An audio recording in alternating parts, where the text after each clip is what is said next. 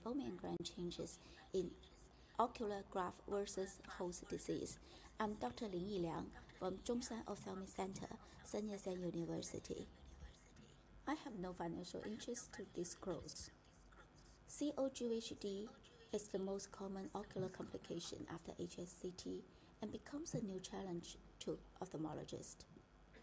In recent years, we have seen more than 900 patients after HSCT, and we try to understand more about the disease. Today, I will mainly focus on lacrimal gland and Meibomian gland. Let me start with lacrimal gland imaging. Lacrimal gland is the early and major organ affected during the pathogenesis of Ogvhd as inflammatory infiltration and fibrosis. Biopsy, ultrasound, and MRI are commonly used to examine the lacrimal gland. However, biopsy is invasive and the resolution of the other two are not high enough. AIOS2025 has been reported to visualize the lobes, ducts, and blood vessels of the palpebral lacrimal gland. Although previous study failed to find the positive changes in mild to moderate dry eye by AIOS2025, we think it may have a different story in severe dry eye as Ogvhd. We enrolled Ogvhd patients, healthy control, and severe ATD patients to mitigate the concern if the changes are related to severe dry eye of the disease. Outcome measures include the number of the lobes, ducts, and blood vessels, and the presence of the mucus structure we found in pilot study. Ogvhd group and severe ATD group had comparable ocular surface conditions. We found a specific mucus-like structure in the lacrimal gland of Ogvhd. Such change was detected in more than 90% of patients with Ogvhd, but none in the other two groups. Even in those Sjogren's syndrome in the severe ATD group, we didn't see it. And the mucus structure is correlated with the Ogvhd severity and time post-HSCT. Besides, Ogvhd had less ducts and lobes but more vessels. The blood vessels was increased with time after surgery.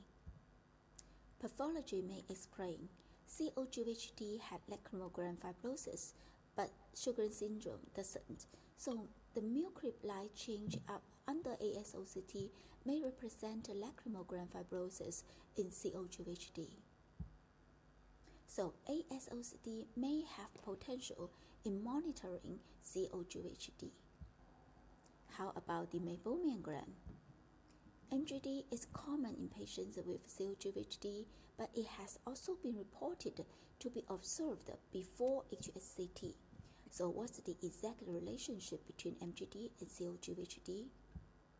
We designed a cross-sectional study and enrolled HSCT recipients and compared the Meibomian gland between those with and without Ogvhd. Research showed both patients with and without Ogvhd had a comparable high prevalence of MGD, and the two groups presented similar decreased lipid layer thickness and increased Meibo score.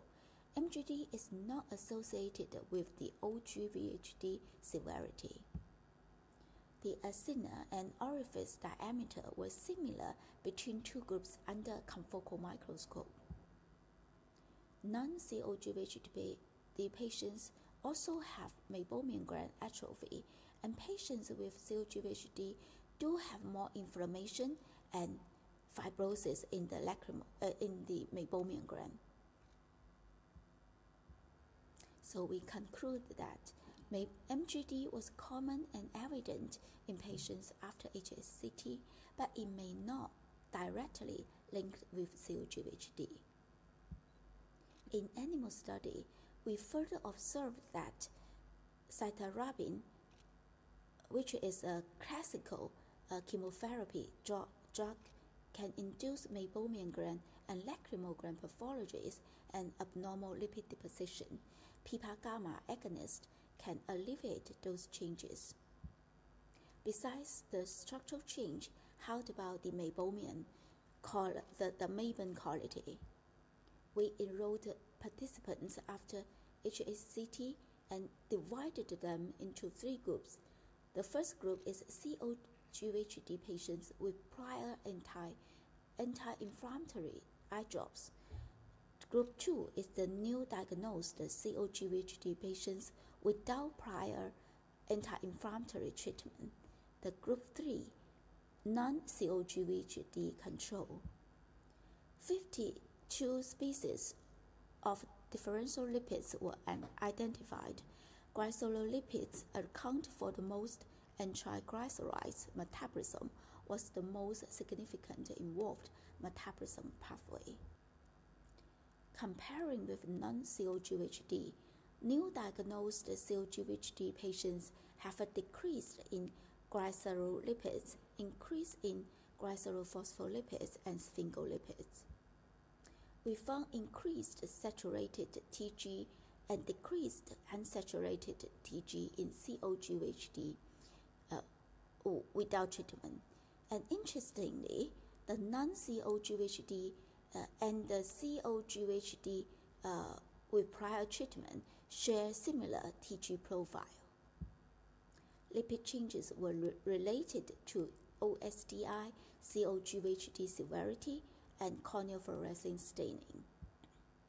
COGVHD severity was negatively associated with monounsaturated triglycerides and polyunsaturated triglycerides.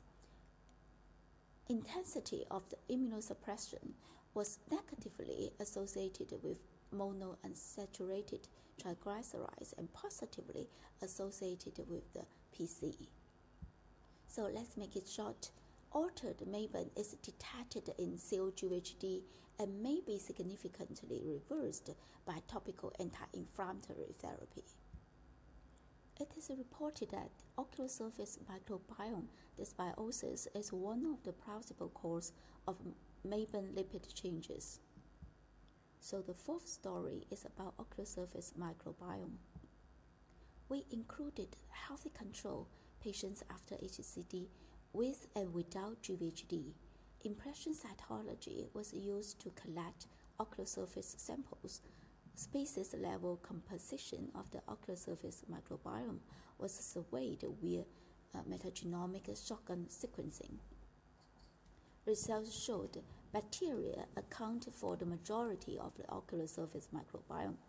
Patients after LOHSCT have an increased inter-individual variation but decreased microbiome diversity. Majority of the bacteria and fungal species presented in the healthy subjects were absent in patients after HSCT. We also detect more types of viral species, especially adenoviruses in the HSCT group. Influence of gender on ocular surface microbiome is known.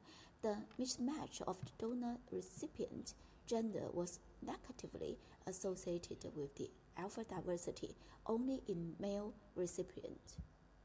When we compare non-COGVHD versus healthy subjects, we saw decreased microbiota diversity, reduced gene families in the metagenomes, possibly resulting from the elimination of conventional microorganisms. We further compare patients with and without GVHD after HSCT. Gardnerella bronchialis and Pseudomonas were significantly enriched in patients with COGVHD and positively associated with the disease severity.